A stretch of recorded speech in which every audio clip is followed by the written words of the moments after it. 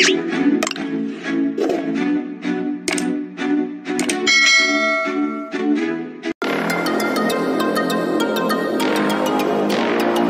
araw mga kaibigan, nandito na naman ako para sa aking panibagong video. At ang topic natin ngayon ay tungkol sa halamang yerba buena. Kilala nyo ba ang halamang ito?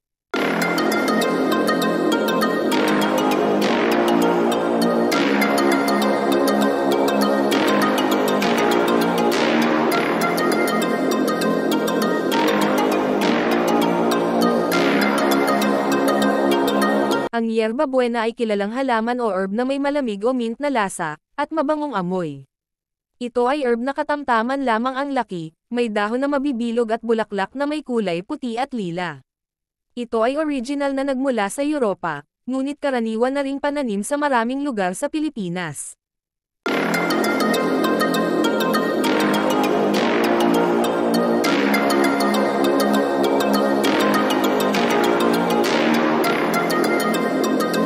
Ang halaman o herb na ito ay maraming benepisyo sa ating kalusugan, at ito ay ang mga sumusunod. Una, ito ay mainam sa balat. Ang yerba buena ay mayaman sa antioxidant na mabuti para sa balat. Ang pag-inom ng tsaa ng yerba buena ay pinapabuti ang kalidad ng balat habang pinapatay nito ang mga free radicals, pinapakalma ang inflammation o pamamaga, at binabawasan ang mga wrinkles.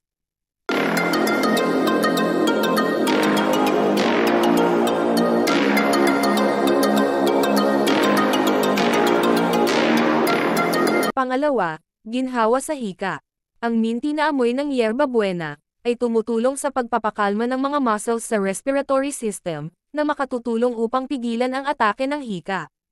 Ang pinakamahusay na gawin sa sitwasyong ito ay durugan ang dahon ng yerba buena at langhapin ang halimuyak nito. Pinipigilan ng amoy ng yerba buena ang pag-atake ng hika.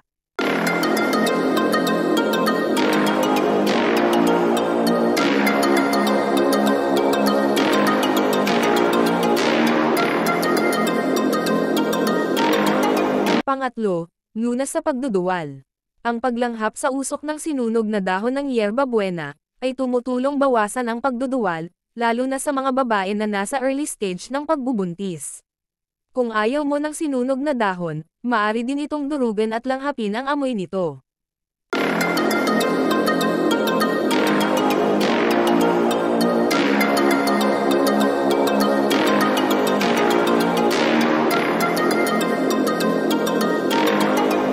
Pang-apat, pampalakas ng immune system. Ang catechin at polyphenolic compounds na matatagpuan sa yerba buena ay makatutulong upang labanan ang mga bakterya at mga viral pathogens na magreresulta sa pinapalakas na immunity.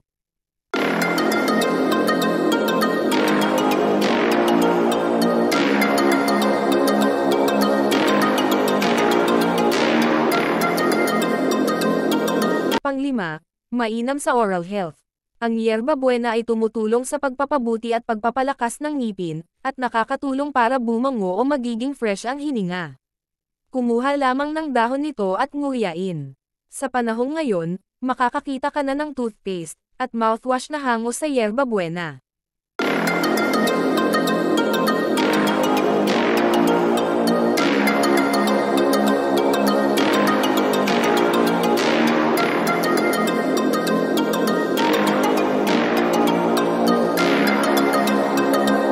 Pang-anim, tulong sa digestive health. Ang yerba buena ay tumutulong sa pagpaparelax ng gastrointestinal tract na kung saan pinapadali nito ang pagtunaw ng pagkain sa ating tiyan, at binabawasan ang tsansa ng kabag. Nalulunasan din nito ang diarrhea at constipation. Ito ay dahil sa pagbabalanse ng pH level sa tiyan, at pagbawas ng pamamaga.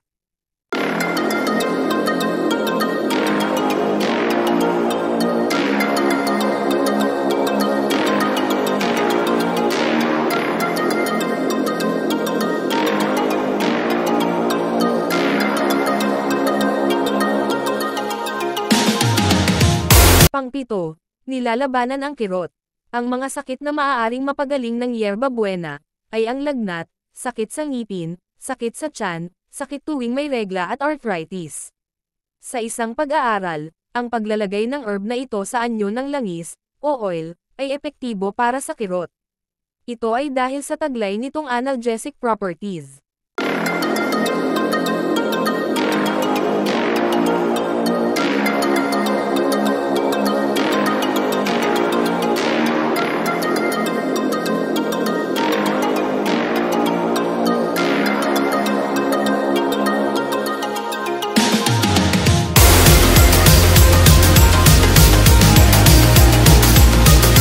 Pangwalo, tulong sa respiratory system.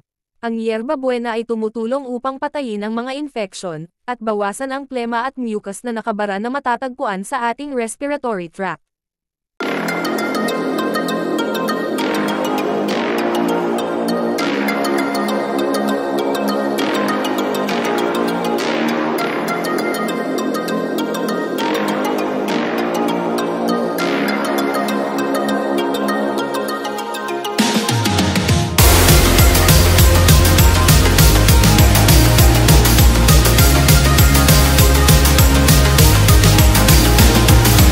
Pang-siyam, nagpapagaling ng sugat. Ang pagdikdik ng tangkay ng yerba buena, at pagpahid nito sa mga galos at sugat, ay nakakatulong sa mabilis ng pagaling.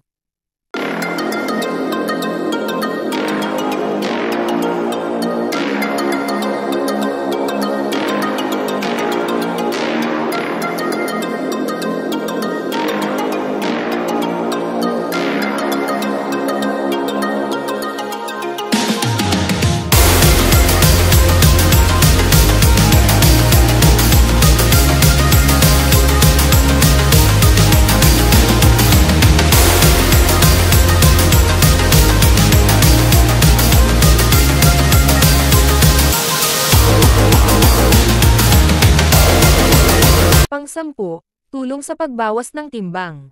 Ang pag-inom ng regular ng tsaa ng yerba buena ay tumutulong sa pagharang ng appetite o gana sa pagkain.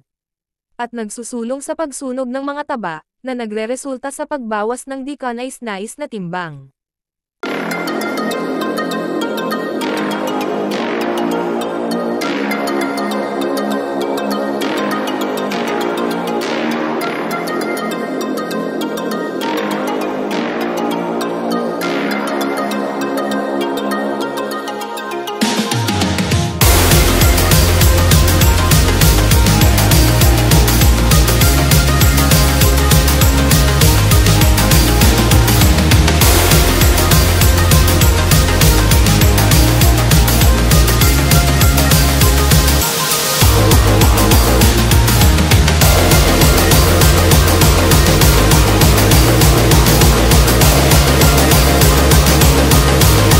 At ito po ang kabuuang benepisyo ng yerba buena, para sa mga taong mahilig sa herbal medicine.